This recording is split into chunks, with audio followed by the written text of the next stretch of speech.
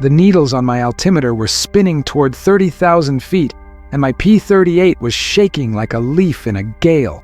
I could hear the twin Allison engines screaming, a high-pitched metallic whine that told me they were starving for oxygen. Above me, the sky wasn't blue anymore. It was a deep, bruised purple, almost black. And there they were, 3 silver specks, glinting in the sun like shards of a broken mirror, floating effortlessly 2,000 feet above our maximum ceiling.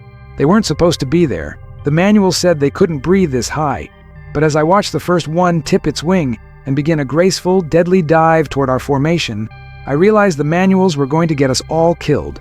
Leyte Gulf, October 1944. We were the 475th Fighter Group, the Satan's Angels, and we prided ourselves on owning the Pacific sky. We had the twin-tailed lightnings, the fastest, hardest-hitting birds in the theater. But that morning, we were the ones being hunted. My flight leader, a cocky kid from Texas named Miller, was keyed up over the radio, his voice cracking with a mix of disbelief and pure terror. He kept shouting that it was impossible, that the Zeros shouldn't be able to maneuver up there. I looked out through the plexiglass, my breath frosting in the sub-zero air despite the cockpit heater, and I saw what he meant. The Japanese pilots were sitting up there in the thin, freezing darkness, looking down at us like we were fish in a dry pond. They had found a way to climb higher than we ever could, and our entire squadron was sitting right in their crosshairs. The flight manual for the P-38J was a thick, olive-drab book that I had memorized back in stateside training. It told me exactly how many inches of mercury I should have in my manifold, exactly what speed to maintain for an optimal climb, and exactly where my ceiling was. But out here, over the vast, shimmering blue of the Philippine Sea, that book felt like a work of fiction. I did something the instructors at Randolph Field would have court-martialed me for. I reached down and bypassed the manifold pressure regulators, pushing the throttles until the levers hit the stops, and then some. I wasn't flying by the book anymore. I was flying by the seat of my pants, just like I used to back in Iowa when the corn was high and the air was heavy. What happened in the next 10 minutes changed the way I looked at the war, and it changed the way I looked at life. We were told the enemy was inferior, that their planes were made of paper and their engines were junk. But looking up at those Zeros, seeing the elegant curve of their wings against the blackening sky, I realized we had been lied to by men sitting behind desks in Washington. Those pilots were masters of their craft, and they had found the one weakness we didn't know we had. If I didn't find a way to bridge that gap, to get my heavy, gasping bird up into that thin air, none of us were going home to see the victory parades. The air up there is different. It's thin and brittle, and it feels like it's trying to slip through your fingers. Most of the guys in my squadron were city boys or college kids who learned to fly in the Army. They followed the gauges, they trusted the needles. But I grew up on a farm outside of Des Moines, and my daddy had an old Curtiss Jenny he'd bought for a song after the Great War. I learned to fly before I learned to drive a tractor. I knew what it felt like when an engine was hungry. I knew the vibration in the stick when the air stopped supporting the wings.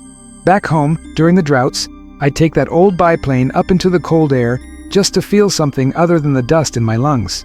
I learned that when the air gets thin, you don't fight the plane, you dance with it. Miller's voice came over the radio again, but this time it was a scream. A Zero had leveled out behind him, coming down in a high-side gunnery pass. I saw the flashes of the 20mm cannons, like little sparks of lightning in the purple haze. Miller's left engine erupted in a plume of white coolant and black oil.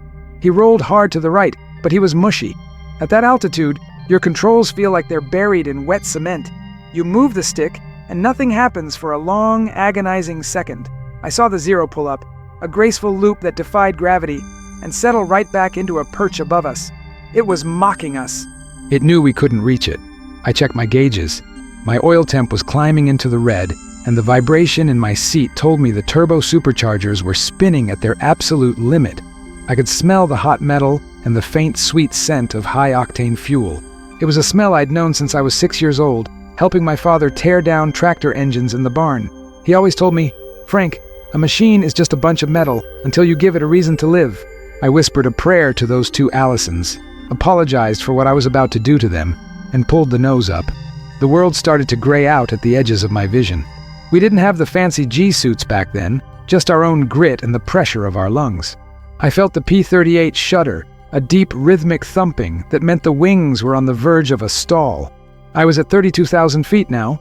The manual said 30 was the limit for combat maneuvers. I was in no man's land.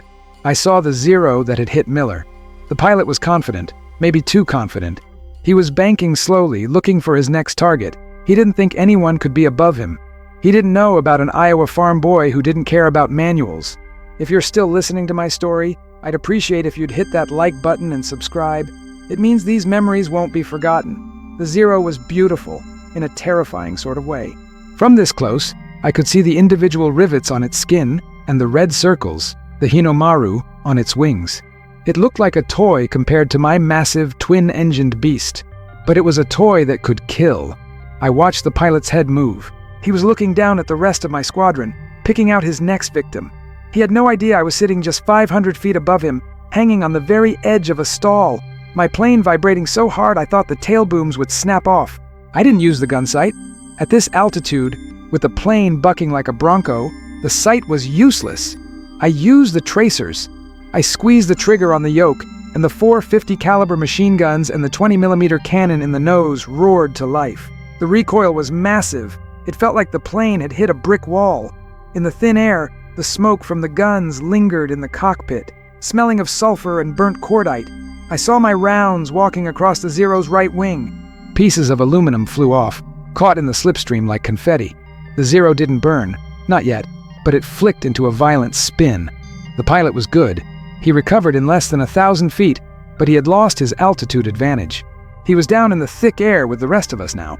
I pushed my nose down to follow him, and the speed built up so fast my ears popped painfully. The P-38 loved to dive. It was a heavy bird, and gravity was its best friend. As I descended, the air became denser, and my controls regained their bite. I felt the stick stiffen up, the plane becoming a solid, lethal instrument again. But the sky around me was a nightmare. Everywhere I looked, there were trails of smoke. Some were white, coolant leaks, and some were oily black. I saw Thompson, a quiet kid from Nebraska who used to spend his evenings writing letters to his high school sweetheart, trailing fire. He didn't bail out. His plane just tilted over and headed straight for the water. We had lost 3 men in the first 5 minutes of the engagement. The invincible P-38s were being picked apart because we had been outclimbed and outthought. I remember the sound of the wind whistling through a small gap in my cockpit canopy. It was a low, haunting moan that sounded like a funeral dirge. I had to get back to the mission. We were supposed to be protecting the B-24s, the Liberators, that were currently over the Japanese fleet. If we didn't clear the sky, those bombers were going to be slaughtered. But my engines were complaining. The right one was coughing, a rhythmic skip that meant I'd fouled a plug or leaned it out too much during my climb. I grew up with a wrench in my hand. My father didn't believe in buying new things if the old ones could be fixed. We had an old Ford Model T that we'd converted into a saw rig, and it was my job to keep it running. I learned that every engine has a personality. You have to listen to what it's telling you.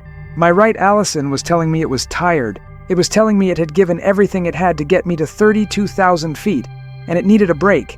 I eased the throttle back, feeling the vibrations smooth out slightly, but I knew I was vulnerable. I saw another Zero coming in from the 9 o'clock position. He was fast, closing the distance with terrifying speed. I looked for my wingman, a kid we called Cookie, because he was always raiding the mess hall for sweets. Cookie was nowhere to be seen. I was alone, with a hobbled engine, in a sky full of angry Japanese fighters. I felt that cold knot of fear in my stomach, the one that never really goes away, no matter how many missions you fly. It's a physical weight, pressing down on your chest, making it hard to draw a full breath. I did the only thing I could. I turned into him. In a P-38, you don't want to dogfight a Zero. It's like a grizzly bear trying to catch a dragonfly. But if you head straight at them, you have the advantage of firepower. I watched his wings light up as he opened fire. I could see the tracers arching toward me, lazy, glowing balls of light that seemed to move slowly until they whipped past the cockpit with a terrifying crack, crack, crack. I held my fire, waiting, counting the heartbeats. My father always told me when we were hunting deer in the Iowa woods, "Don't shoot at the woods, Frank. Shoot at the heart." At 300 yards, I let him have it. The nose of my plane vanished behind a cloud of gray smoke. I felt the vibration of the cannon through the soles of my boots. We passed each other so close, I could see the texture of the silk scarf around the Japanese pilot's neck. He didn't hit me, and I didn't see him go down, but he broke off his attack. That was the thing about the war in the air. It was a series of violent 5-second encounters separated by minutes of agonizing tension. The heat in the cockpit was becoming unbearable. The combination of the tropical sun beating down through the glass and the overstressed engines had turned the small space into an oven. I was drenched in sweat, my flight suit sticking to my skin, the salt stinging my eyes. I reached up and wiped my goggles with a shaking hand. I realized then that I was talking to myself. I was reciting the names of the counties in Iowa: Polk, Dallas, Madison, Warren.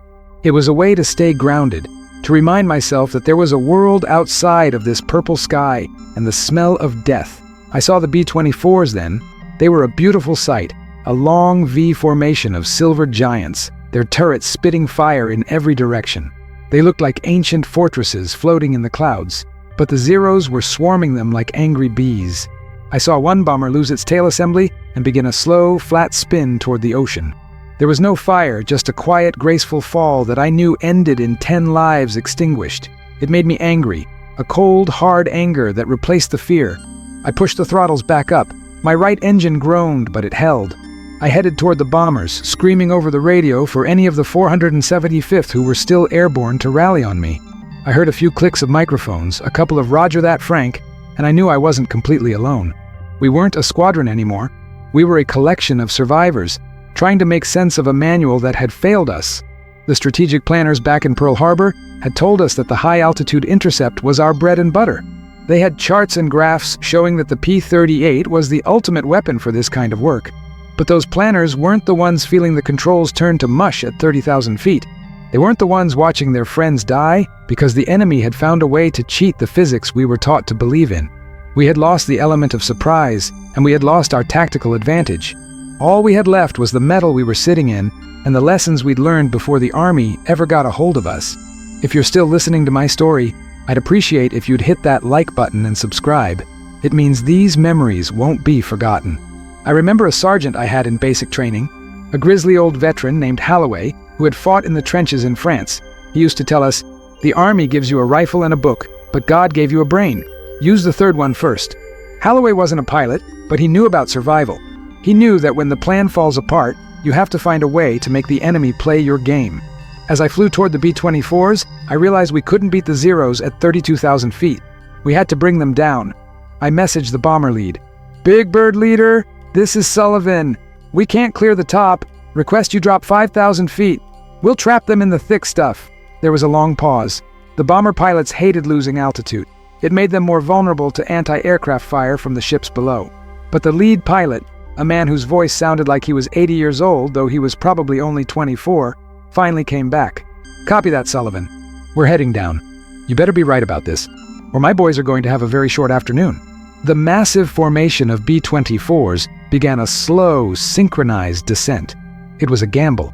If the Zeros stayed high, they could just dive on us with even more speed. But I knew the Japanese pilots. They were aggressive. They wouldn't stay up there and watch their prey escape. They would follow us down. And in the denser air at 25,000 feet, the P-38 was a different animal altogether. As we dropped, I felt my engines start to breathe again.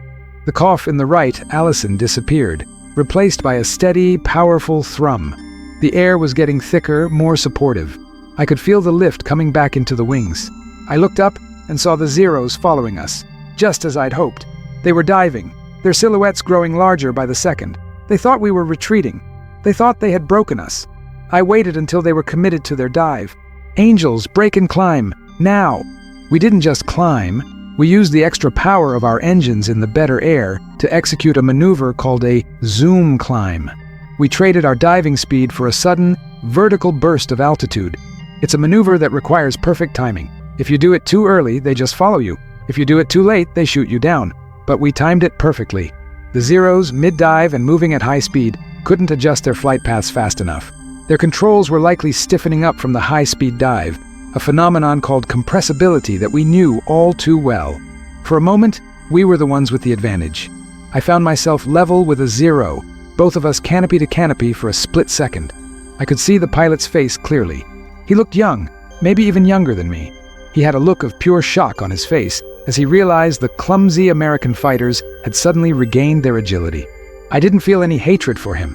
I just felt a grim determination. He was the obstacle between me and home. I kicked the rudder and slammed the throttles forward. The P-38 pivoted on its wing, a move that would have been impossible 5,000 feet higher. I slipped in behind him. He tried to outturn me, but I didn't follow him into the circle. I used my speed to pull up, then drop back down on him.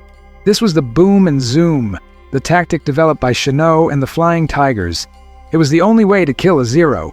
I opened fire at point-blank range. The 20mm cannon shells struck the Zero's fuel tank in the wing root. A bright orange blossom of flame erupted, instantly consuming the small plane. It didn't spin this time. It just disintegrated, leaving nothing but a smear of smoke in the sky. I pulled away, my heart hammering against my ribs like a trapped bird. One. That was one. But the sky was still full of them. I saw Cookie again. He had a Zero on his tail and was screaming for help. "Frank, he's on me! I can't shake him!" Cookie was a good kid, but he panicked. He started trying to turn with the Zero, which was a death sentence. I pushed my engines to their breaking point, the manifold pressure needles jumping past the safety marks. I was screaming at the plane, "Come on, baby! Just a little more!" I was closing the distance, but the Zero was already firing. I saw the hits on Cookie's tail. His elevators were shredded. I didn't have time for a calculated pass. I just pointed my nose at the space between Cookie and the Japanese fighter and held down the trigger. It was a Hail Mary shot, a stream of lead meant to scare the pilot more than hit him. It worked. The Zero pilot flinched, breaking his turn to avoid the incoming tracers. That gave me the opening I needed. I dove past Cookie, the wake of my plane tossing his damaged fighter like a toy, and settled behind the Zero. He tried to climb, thinking he could get back to that thin air where he was king. But we were at 20,000 feet now. My engines were roaring, full of oxygen and fury. I didn't give him a chance. I fired a long burst that walked from his tail to his cockpit. The Zero stalled, its engine quitting, and it began a long vertical drop toward the clouds below. I didn't see it hit. I didn't need to. "Cookie, get to the bombers! Stay in their shadow!" I yelled over the radio. "Thanks, Frank." I thought I was a goner. His voice was shaky, wet. He was crying. I didn't blame him. I wanted to cry too. The battle lasted another 20 minutes, but the momentum had shifted. By bringing the fight down to an altitude where our equipment could actually function, we had leveled the playing field. We weren't the superior pilots, not in the traditional sense, but we were the ones who knew our machines better. We knew how to push them until they screamed, and we knew how to listen when they whispered. When the last of the Zeros finally turned back, low on fuel and ammunition, the sky felt suddenly hauntingly empty. The B-24s were far ahead now, their mission over the fleet completed. They were heading back to base, leaving us to count the holes in our wings and the gaps in our formation. I looked around. Out of the 16 P-38s that had taken off that morning, only 9 were still in the air. 7 men. 7 friends I'd eaten breakfast with, joked with about the terrible coffee, and talked with about what we were going to do when we got back to the States. They were gone, lost in that beautiful, deadly purple sky. The flight back to the strip at Tacloban was the longest 2 hours of my life. My engines were both vibrating now, the strain of the high-altitude bypass having taken its toll. I had to feather the right engine about 30 miles out when it finally gave up the ghost, the oil pressure dropping to 0. I flew the rest of the way on one engine, the plane pulling hard to the right, my leg muscles cramping from the constant pressure on the rudder pedal. If you're still listening to my story, I'd appreciate if you'd hit that like button and subscribe. It means these memories won't be forgotten. Landing a P-38 on one engine is a tricky business. If you lose too much speed, the working engine will flip the plane over before you can react. I came in hot, the tires screaming as they hit the pierced steel planking of the runway. I taxied to my revetment, the one engine coughing and finally dying just as I reached the spot. I sat there in the silence for a long time. The only sound was the tink-tink-tink of the hot metal cooling in the humid tropical air. I couldn't move. My hands were locked onto the yoke, my knuckles white. A crew chief, a grizzled guy named Pop, climbed up onto the wing and slid the canopy back. "Jesus, Frank," he said, looking at the state of my plane. "You got enough holes in this thing to make it a flute." I didn't say anything. I just looked at him. He saw my eyes and his expression softened. He knew. He'd seen it many times before. He reached in and gently pried my hands off the controls. "Come on, son. Let's get you some coffee. The real stuff, not the mud the mess hall serves." That night, the debriefing was a somber affair. The intelligence officers wanted to know everything. Why did the Zeros have the altitude advantage? How did they maneuver? What did we do to counter them? I told them the truth. I told them the manuals were wrong. I told them our engines couldn't handle the thin air the way the Japanese ones could. I saw them taking notes, their faces grim. They knew this was a problem that couldn't be fixed overnight. I went back to my tent, but I couldn't sleep. Every time I closed my eyes, I saw those silver specks glinting in the sun above me. I saw Thompson's plane falling. I saw the face of the Japanese pilot I'd killed. I realized then that the war wasn't about the grand strategies or the maps with the little pins. It was about the men in the machines. It was about an Iowa boy who knew how to listen to an engine and a Japanese boy who knew how to dance in the thin air. We were all just kids, really. Most of us hadn't even started our lives yet. But here we were, deciding who got to live and who had to die in a place 5,000 miles from home. I felt a profound sense of sadness, a weight that I knew I would carry for the rest of my life. The next day, they told us we were being grounded for 48 hours while the mechanics checked the turbos on all the remaining planes. I spent that time sitting on the beach, watching the waves come in. I thought about my father and the old Curtiss Jenny. I thought about the cornfields and the way the air smelled after a summer rain. I realized that the reason I had survived wasn't because I was a better soldier. It was because I was a farm boy who didn't trust books as much as I trusted the feel of the world around me. Decades later, people ask me if I hate the Japanese. They ask me if I'm proud of what I did. I tell them it's not that simple. I'm proud of my friends. I'm proud of Cookie and Miller and even Thompson, though he didn't make it. But I don't feel pride in the killing. I feel a sense of duty, a sense of having done what had to be done to protect the boys and the bombers. I never told this story for a long time. My wife Mary knew I'd been a pilot, but she didn't know the details. She didn't know about the purple sky or the sound of the wind through the canopy. I think I was afraid that if I talked about it, the fear would come back. I was afraid that the weight of those 7 lost friends would finally crush me. But I'm an old man now. My hands shake, not from fear anymore, but from age. I look at the world today, and I see people who trust their screens and their manuals more than they trust their own instincts. I see people who think they have all the answers because they read them in a book. And I think about that day over Leyte Gulf. I think about how the manuals failed us and how we had to find the truth in the thin air. I'm telling this now because those boys deserve to be remembered. Not as statistics on a chart, but as real people who breathed and laughed and died in a sky that was too high for them. I want people to know that sometimes the only way to survive is to throw the book away and listen to the engine. The war ended, as all wars do. I went back to Iowa, back to the farm. I married Mary, and we had 3 children. I never flew a P-38 again. I bought a small Piper Cub a few years later, and I'd take it up on quiet Sunday mornings. But I never went above 5,000 feet. I didn't need to. I'd seen what was up there, and I decided that the Earth was where I belonged. I still have my flight jacket, tucked away in a trunk in the attic. Sometimes I go up there and just touch the leather. It's cracked and faded, but it still smells faintly of high-octane fuel and sweat. It's a physical connection to a version of myself that feels like a stranger now. That 19-year-old kid was brave in a way I don't think I could ever be again. He was reckless and determined and terrified, all at the same time. If you're still listening to my story, I'd appreciate if you'd hit that like button and subscribe. It means these memories won't be forgotten. The thing about the Zeros climbing higher, it wasn't just a technical problem. It was a metaphor for the whole war. We were always trying to reach something that felt just out of our grasp. We were always struggling against the limits of our own understanding. But in that struggle, we found out who we really were. We found out that we were capable of things we never imagined. I remember the last mission I flew before I was rotated home. It was a simple patrol, no contact with the enemy. The sky was a perfect, clear blue. I looked up at 30,000 feet, and I saw the moon, faint and pale in the daylight. I thought about climbing up there, just to see it closer. But then I looked down at the green islands and the white surf of the Pacific, and I realized that the beauty wasn't in the heights. It was in the world we were fighting to get back to. I'm grateful for the life I've had. I'm grateful for the 70 years of peace I've enjoyed. But every now and then, when the sun is setting and the sky turns that deep, bruised purple, I find myself looking up. I find myself listening for the sound of twin Allison engines and the whistle of the wind through a broken canopy. And for a moment, I'm 19 again, sitting in a cockpit over Leyte Gulf, trying to find a way to breathe in the thin air. It's a strange thing, carrying a memory like that. It's like a stone in your pocket. After a while, you forget it's there, but it still changes the way you walk. I don't know if there's a heaven, but if there is, I hope Miller and Thompson are up there, and I hope they're flying in a sky where the air is never too thin and the engines never cough.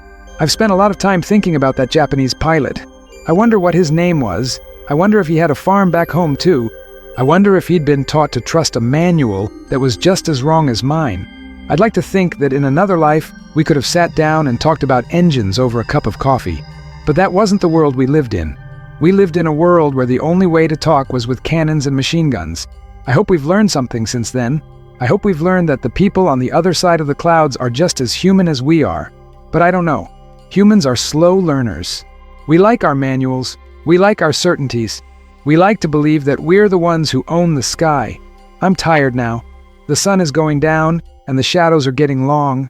It's funny how the memories get clearer as the present gets fuzzier. I can see Cookie's face as clearly as if he were standing right here in front of me. I can hear the roar of the guns. I can feel the vibration of the plane. Thank you for listening to an old man talk. It means a lot to know that these stories won't die with me. We all have our thin air moments, those times when the world demands more of us than we think we can give. My only advice is to listen to your heart, trust your hands, and never be afraid to throw away the book when it's getting in the way of the truth. The sky is finally dark now. The stars are coming out. They look just like they did from the cockpit of my P-38, cold and distant and beautiful. I think I'll head inside now. Mary will be wondering where I've gotten to. I'll tell her I was just thinking about the weather. She'll know I'm lying, but she won't say anything. She never does. I suppose that's the real secret to a long life, finding someone who understands your silences as well as your words. I've been a lucky man, Frank Sullivan, the boy from Iowa who flew in the purple sky. It's been a long journey from that farm in Des Moines to this porch in the twilight. But if I had to do it all over again, I wouldn't change a thing, not even the thin air, because it was in that thin air that I learned what it really means to be alive. Good night, and God bless. I think the most important thing I learned was that you can't always control the situation you're in, but you can always control how you react to it. We couldn't control the altitude of the Zeros, but we could control where we chose to fight them. It's a lesson that served me well in the years after the war, when the challenges were different, but the stakes felt just as high. I remember when the farm was struggling in the 50s. We had a bad drought, and the bank was breathing down our necks. I felt that same cold knot of fear I'd felt over Leyte. But then I remembered the P-38. I remembered that when the air gets thin, you don't panic. You adapt. You find another way. We survived that drought, just like we survived that dogfight. Life is just a series of adjustments. You trim the tabs, you adjust the mixture, you keep your eyes on the horizon, and you never ever stop flying the plane until the wheels are stopped and the engine is off. I'm glad I could share this with you. It feels like a weight has been lifted off my shoulders. I think I'm ready for whatever comes next. The sky looks peaceful tonight. If you're still listening to my story, I'd appreciate if you'd hit that like button and subscribe. It means these memories won't be forgotten. Looking back, I realized that the war didn't just take things away from us. It gave us something too. It gave us a perspective that most people never get. We saw the world from 30,000 feet, and we saw how small and fragile it really is. It makes you appreciate the little things. The smell of fresh cut hay, the sound of your children laughing, the feeling of solid ground under your feet. I don't fly anymore, but sometimes in my dreams, I'm back in that cockpit. The engines are humming, the sun is shining, and the sky goes on forever. And in those dreams, I'm not afraid. I'm just a boy from Iowa, doing what he was born to do. I hope you find your own version of the P-38, something that makes you feel powerful and capable, even when the odds are against you. And I hope you have the courage to trust yourself when the manuals let you down. That's all I have to say, I think. The rest is just silence and stars. I spent 70 years trying to forget the sound of those engines, only to realize that they were the heartbeat of the man I became. The night at Tacloban didn't bring any peace. The humidity was a physical weight, thick enough to choke you, and the mosquitoes were the size of small birds, buzzing with a persistent, maddening drone.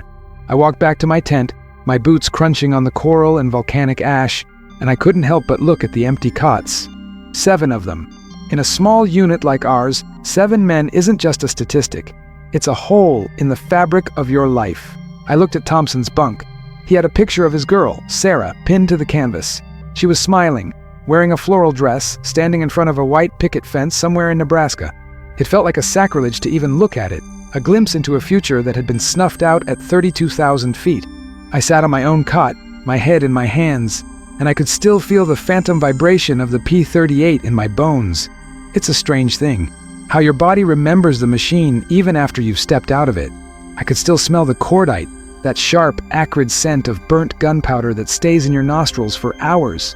Pop, the crew chief, walked in a few minutes later. He didn't say a word. He just handed me a canteen cup filled with something that definitely wasn't water. It smelled like fermented pine needles and jet fuel, but it burned all the way down, and for a second, it quieted the screaming in my brain. Pop sat down on the edge of the next cot over. He was an older man, maybe 45, which seemed like ancient history to us kids. He'd been a mechanic in the Great War, and he had hands that were permanently stained black with oil and grease.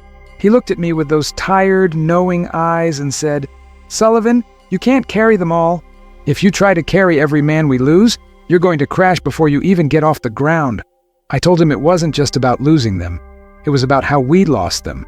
It was about the fact that we were flying birds that were supposed to be the best in the world, and we were being outplayed by a bunch of paper planes. Pop leaned in close, his voice dropping to a gravelly whisper. "The brass, they follow the blueprints. They think the war is won on paper. But you and me, Frank, we know about engines. We know that a blueprint is just a suggestion." He told me that he'd been looking at the wastegate regulators on my turbos. He said they were set to a safe limit to prevent engine failure, but that safety limit was what was keeping us from reaching the zeros. He told me he could bypass them, give me another 5 or 6 inches of manifold pressure, but it would probably melt the valves after an hour. It was a death sentence for the engines, but it might be a life sentence for the pilots. I thought about Iowa. I thought about the summer of '36 when the heat was so bad, the corn was shriveling in the fields before it could even tassel. My father had an old pump engine he'd rigged up to pull water from a deep well, but the engine kept overheating and seizing up. It had a governor on it, a little brass fitting designed to keep it from running too fast. My father took a pair of pliers and snapped that governor right off. He told me, "Frank, sometimes you have to let a horse run until its heart bursts, or else everybody on this farm starves." We saved the crop that year, but that engine was scrap metal by September. I looked at Pop, and I nodded. "Do it," I said. "Do it to every plane that can still fly." If you're still listening to my story, I'd appreciate if you'd hit that like button and subscribe. It means these memories won't be forgotten. The next morning, the air was still and heavy. We stood at the morning briefing, a group of tired, hollow-eyed boys listening to a colonel who looked like he'd actually slept. He was talking about a rescue mission. A PBY Catalina had gone down in the Sibuyan Sea after picking up some downed airmen, and they were being harassed by Japanese coastal fighters. We were to provide top cover, while a second PBY made the pickup. It was a standard mission, the kind we did all the time, but the atmosphere was different. There was no joking, no bravado, just the grim, quiet efficiency of men who knew the odds. I walked out to my plane, Iowa's Revenge, and saw Pop standing there with a rag in his hand. He gave me a quick thumbs up. He'd spent the whole night working, his knuckles raw and bleeding, bypassing the regulators on the remaining 9 planes. He'd basically turned our fighters into ticking time bombs, but they were bombs that could climb. I climbed into the cockpit, buckled my harness, and felt the heat already building up inside the plexiglass. I went through the checklist by memory, my hands moving automatically. Fuel, flaps, trim, mixture. When those Allisons roared to life, they sounded different. There was a deeper growl, a more aggressive snarl that I hadn't heard before. It was the sound of an engine being allowed to breathe, even if that breath was going to be its last. We taxied out, the dust from the strip billowing up behind us, and I felt a strange sense of calm. The fear was still there, tucked away in the back of my mind, but it was overshadowed by a sense of purpose. We weren't just going on a mission, we were going to test a theory. We took off into a sky that was already turning that hazy, tropical blue. As we climbed, I kept a close eye on the manifold pressure gauges. Usually, they'd start to drop off as we hit 20,000 feet, but today, they stayed steady. I felt the power. It was like holding a wild animal on a short leash.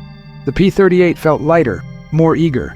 At 25,000 feet, I looked over at Cookie. He was flying my wing, and I could see him through his canopy. He looked nervous, his head darting back and forth, but he stayed tucked in tight. "Sullivan to flight, check your temps," I called out over the radio. "Don't push them until we see the zeros. We need to save the heat for when it matters." A chorus of "Roger" came back, some voices more confident than others. We reached 30,000 feet, and for the first time I didn't feel the plane struggling. The air was thin and freezing, but the turbos were screaming, forcing that precious oxygen into the cylinders.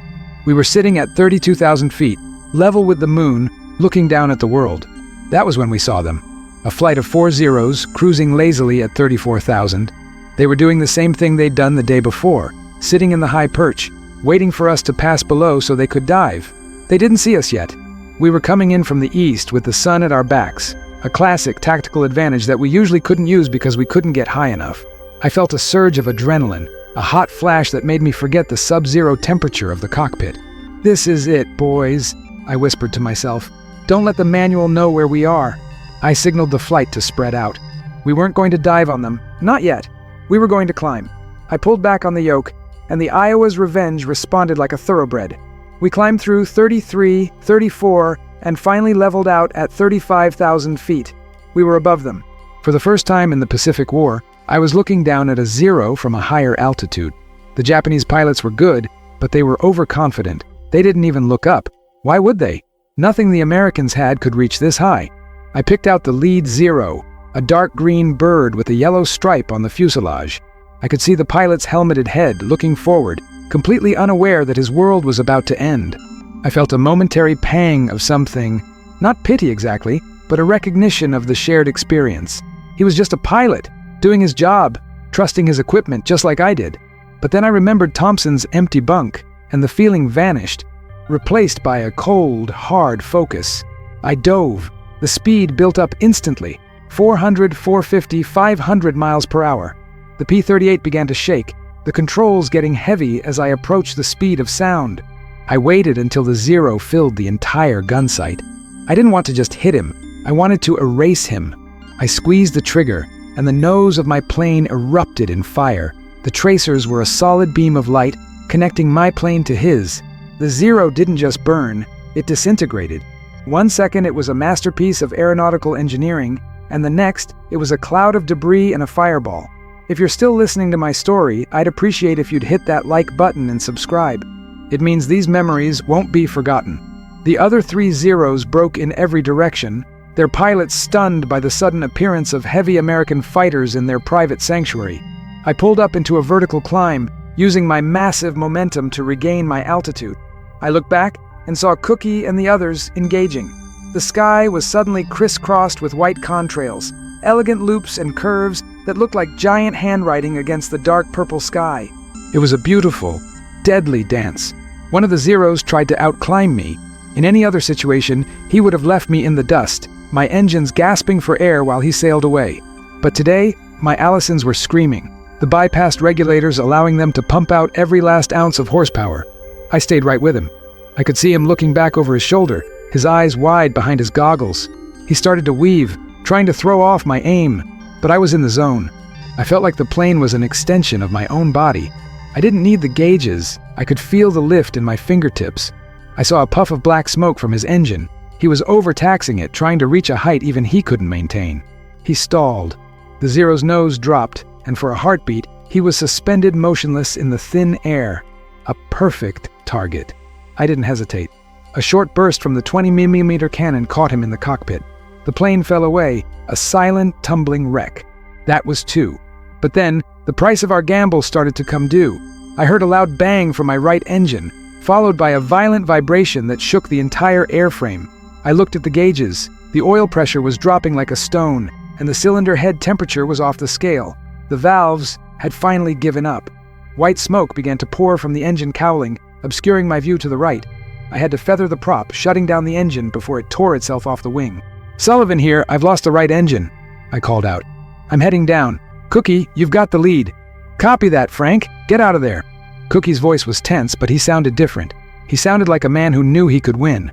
I was on one engine at 35,000 feet, with 3 Zeros still in the area. I was a sitting duck.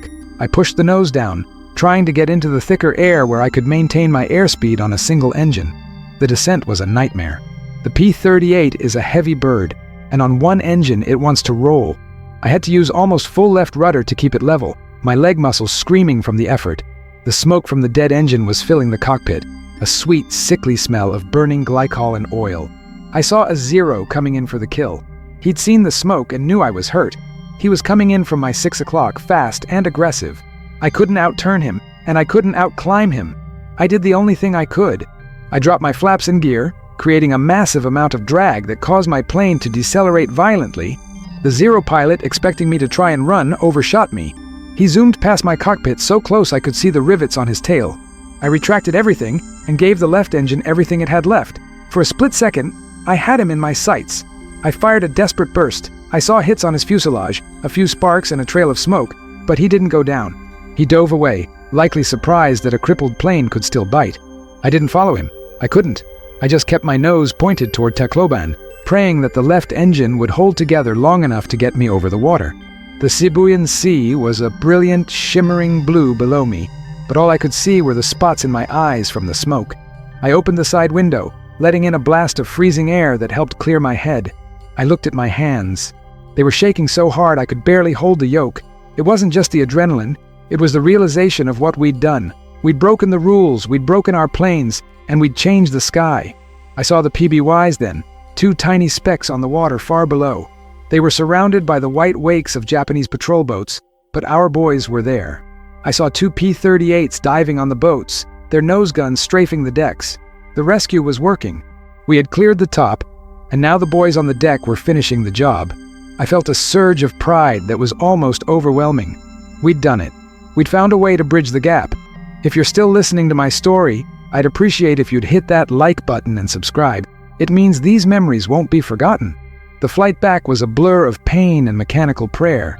The left engine was starting to develop a rhythmic knock, a sound that every pilot hates. It's the sound of metal hitting metal, the sound of a machine that is literally tearing itself apart to keep you in the air. I talked to it like it was an old friend. Just 10 more miles, girl. Just 10 more miles and I'll let you rest. I thought about my father's pump engine, and I hoped this bird had just a little more heart left in it than that old Ford motor did. I reached the coast of Leyte just as the left engine finally seized. One moment it was roaring, and the next there was a sickening metallic crunch and a sudden terrifying silence. I was at 5,000 feet, 3 miles from the strip, and I was a glider. A very heavy, very fast glider. I didn't have the power to go around. I had one shot at the runway, and if I missed, I was going into the trees. I lined up with the strip, the wind whistling through the airframe. The silence was the worst part. After hours of engine noise, the quiet felt like a physical weight. I could hear my own breathing, fast and shallow. I could hear the blood pumping in my ears. I waited until the last possible second to drop the gear, knowing the drag would drop me like a stone. Clunk thud. The gear locked. I flared the nose, the Iowa's Revenge floating for a heartbeat, before slamming onto the steel matting with a bone-jarring thud. I skidded down the runway, the tires smoking, and finally came to a stop just a few yards from the end of the strip. I sat there, the silence returning, the smoke from both engines drifting lazily past the cockpit. I was alive, I was on the ground, and I had 2 zeros to my name. Pop was the first one to reach me. He climbed up on the wing, his face pale beneath the grease.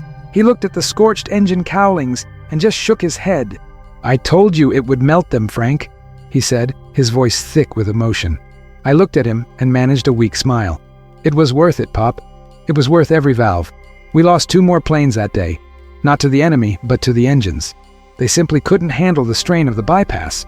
But we didn't lose a single pilot. And more importantly, we'd proven that the Japanese weren't invincible in the high air. The word spread through the squadron, and then through the whole group. We started calling it the Sullivan Sprint. The brass wasn't happy about the loss of equipment, but when they saw the kill ratios, they shut up pretty quick. Within a week, the engineers had sent out new manifold regulators that allowed for higher pressure without the risk of immediate failure. We'd forced their hand, but the victory felt hollow. That night, we sat in the mess hall, and the atmosphere was still heavy. We'd won the battle, but the war was still there, waiting for us. I looked at Cookie. He was eating his Spam and powdered eggs, staring at nothing. He'd killed a man today, too. We all had. We were 19 and 20 years old, and we were becoming experts in the art of destruction. It's a weight that doesn't go away just because you won. I remember lying in my cot that night, listening to the rain start to fall on the canvas. It was a soft, steady rhythm that reminded me of home. I thought about the moral dilemma of what we'd done. We deliberately sabotaged our own planes, risked our lives and the lives of our mechanics, all to find a better way to kill. Was it right? I didn't know. In the heat of the moment, it felt like the only choice. But in the quiet of the night, it felt like another step away from the boys we used to be. The war in the Pacific was a brutal, uncompromising business. There was no room for chivalry, no room for the Knights of the Air nonsense they put in the movies. It was about engineering, logistics, and the willingness to push yourself and your machine past the breaking point. We learned that early on, and it stayed with us. But it changes you. It hardens you in ways that you don't realize until years later. when you're sitting on a porch in Iowa and you realize you haven't really felt safe in 50 years. I never told my kids about the bypass regulators. I didn't want them to think that breaking the rules was always the answer. I wanted them to believe in the manuals, to believe in the systems that keep the world running. But I also wanted them to know that sometimes when the world is upside down and the rules don't make sense, you have to trust the person you were before the world told you who to be. You have to trust the farm boy who knows when an engine is hungry. If you're still listening to my story, I'd appreciate if you'd hit that like button and subscribe. It means these memories won't be forgotten. As the weeks went on, the missions became more routine, but the memory of that day over the Sibuyan Sea stayed with me.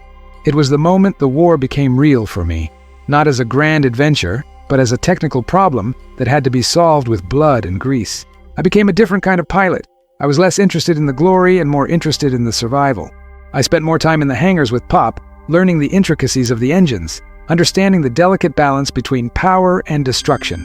I remember one afternoon, a few weeks later, I was walking near the perimeter fence when I saw a group of Japanese prisoners being led toward the interrogation tents. They were small, thin men, their uniforms ragged and dirty. One of them stopped and looked at me. He had a look of such profound exhaustion on his face that it stopped me in my tracks. He wasn't a monster. He was just a kid who had probably lived on a farm somewhere near Kyoto, wondering how he'd ended up in a cage in the Philippines.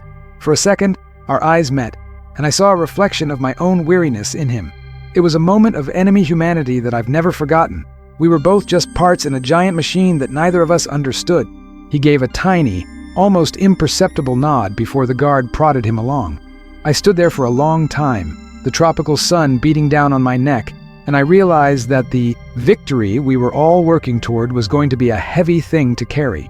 We were winning the war, but we were losing our youth, our innocence, and a part of our souls that we'd never get back. The P-38s were eventually replaced by newer, faster planes, the P-51 Mustangs and the P-47 Thunderbolts. They were better machines, more reliable, more capable, but they didn't have the soul of the Lightning. They didn't have that twin-engined roar that sounded like a defiant scream against the sky. I stayed with the 475th until the end, flying mission after mission, counting the days until I could go home. When the news finally came that the war was over, I didn't celebrate. I didn't join the shouting and the cheering in the streets of Tacloban. I just went back to my tent, sat on my cot, and cried. I cried for Thompson, I cried for the Japanese pilot in the Green Zero, and I cried for the boy from Iowa who didn't exist anymore. I was 22 years old and I felt like I was 100. The journey home was a long one. I remember seeing the Golden Gate Bridge from the deck of the troopship, the orange steel glowing in the morning mist. Everyone was cheering, but I just stood at the rail, looking at the water. I was thinking about the Sibuyan Sea. I was thinking about the thin air and the purple sky. I was thinking about how many men were at the bottom of that ocean because of the choices we'd made. I went back to the farm, but it wasn't the same. The silence of the fields was too loud. The peace of the evenings was too heavy. I found myself listening for the sound of engines, waking up in the middle of the night drenched in sweat, thinking I was back in the cockpit of Iowa's Revenge. Pahi, it took years for the war to recede, for the memories to become a quiet hum in the background instead of a screaming roar. I'm telling you this because I want you to understand that the war wasn't just about the battles. It was about the moments in between. It was about the decisions made in the dark, the friendships forged in fire, and the things we had to leave behind in order to survive. It's a story of a squadron that failed because the manuals were wrong, and a group of boys who succeeded because they were brave enough to be wrong too. I hope you never have to fly in thin air. I hope you never have to bypass a regulator just to see another sunrise. But if you do, I hope you remember the 475th. I hope you remember the P-38s and the boys who flew them. And I hope you find the strength to trust yourself, even when the whole world is telling you that you're going to fail. The sun is almost gone now. The first stars are starting to twinkle. I think I'll go in and see if Mary has any of that peach cobbler left. It's a good life, here in Iowa. A quiet life. And every day I wake up on this solid ground, I say a little prayer of thanks to the men who didn't get to come home to their own farms. If you're still listening to my story, I'd appreciate if you'd hit that like button and subscribe. It means these memories won't be forgotten. I'll see you in the next one. We've still got a lot of ground to cover. There's the story of the time we had to land on a beach in a storm, and the time we thought we'd found a secret Japanese base in the jungle. But those are stories for another day. For now, just remember, the sky is big, but your heart has to be bigger. Good night, everyone. Keep your eyes on the horizon. By November of 1944, the sky over the Philippines had changed. It wasn't just about the Zeros anymore. The Japanese were getting desperate, and desperation breeds a different kind of danger. We started seeing new planes, faster ones with names like Frank and Jack, that could keep up with us even in the thick air. But the altitude struggle never really went away. It just moved higher. The higher we went, the colder it got, and the more the P-38 showed its temperamental side. People think of the Pacific as a tropical paradise, all palm trees and warm breezes, but at 35,000 feet, it's a frozen wasteland. I spent more time fighting the frost on my windshield than I did fighting the enemy. The heaters in the P-38 were notoriously bad. You'd have your feet roasting near the floorboards, while your hands were so cold you could barely feel the trigger on the yoke. I remember one mission where the temperature outside was 60 below zero. The air was so thin it felt like it was made of glass. I was led for a flight of 4, escorting a lone photo reconnaissance F-5, which was just a P-38 with cameras instead of guns. Our job was to get him over Manila and back so the brass could see what was left of the Japanese fleet. We were sitting at 38,000 feet. That was the absolute ceiling for us, even with Pop's modified regulators. The engines were lean, the Allisons popping and banging as they struggled to find enough oxygen to burn. Below us, the clouds looked like a solid floor of white marble. It was peaceful, in a terrifying sort of way. You feel like a god up there, looking down on the world, but you're a god who's one mechanical failure away from a long, cold fall. I looked over at the recon pilot. He was a quiet fellow named Henderson, a former architect who spent his life looking at details. He had to fly straight and level to get his shots, which made him the world's best target. I saw the glint of silver before I saw the planes. They were coming from the north, cutting through the thin air like sharks through water. They were the new George fighters, N1KJs, and they were fast. "Henderson, get your shots and get out," I called. "We've got company at 2 o'clock high." They were above us again. Even at 38,000, the Japanese had found a way to squeeze out a few more feet. They didn't dive this time. They just leveled out and started picking us apart with long-range fire. I saw the tracers streaking past my canopy, glowing bright against the dark sky. One of them clipped my left tail boom. The plane bucked, and I felt a sudden loss of rudder control. If you're still listening to my story, I'd appreciate if you'd hit that like button and subscribe. It means these memories won't be forgotten. I had to use the throttles to steer, a trick I'd learned back in training but never thought I'd have to use in combat.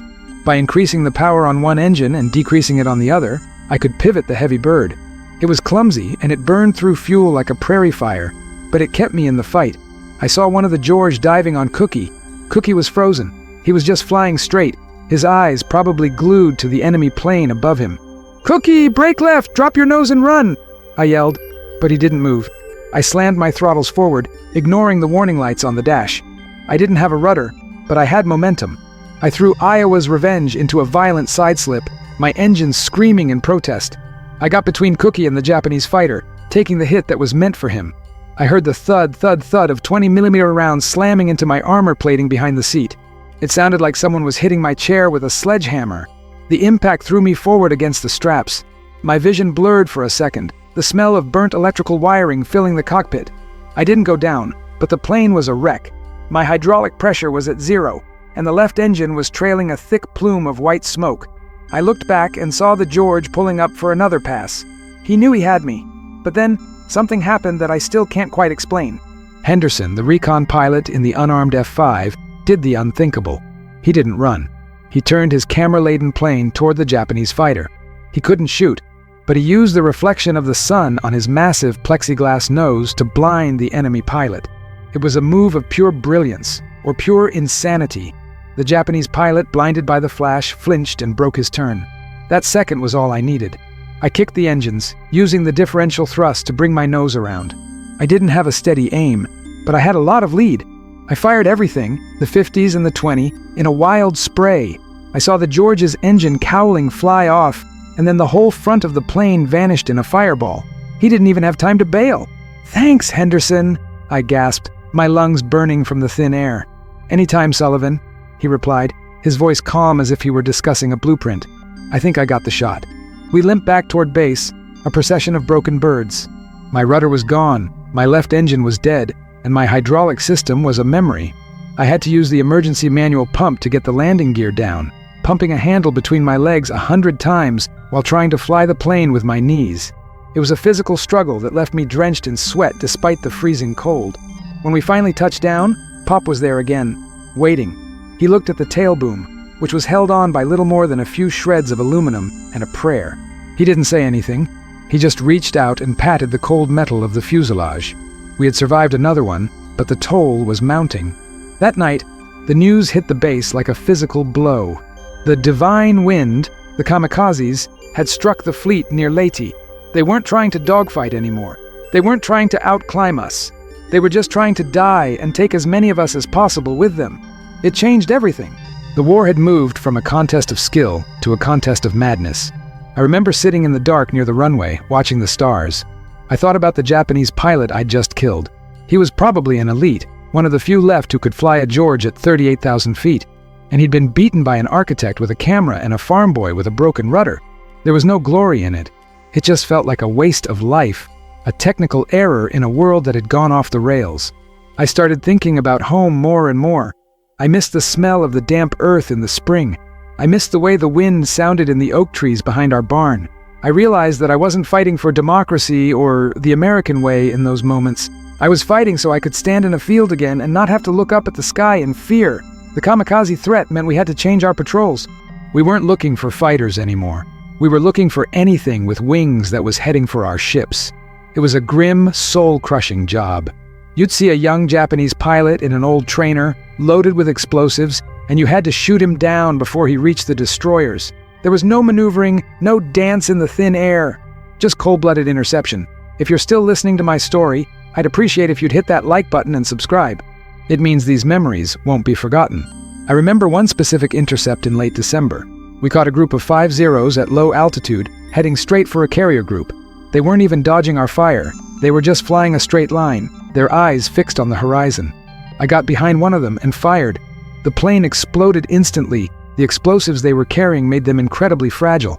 I saw a piece of his wing fly past my cockpit, and I could see the individual characters painted on it. A prayer, maybe, or a name. I felt sick. I had to pull away and tell Cookie to take the lead. I sat there in the cockpit, the engine roaring, and I realized that the war had finally broken something inside me. It wasn't the fear of dying, it was the horror of what we were becoming. We were the guardians of the sky, but we were also the executioners of children. Pop noticed it first.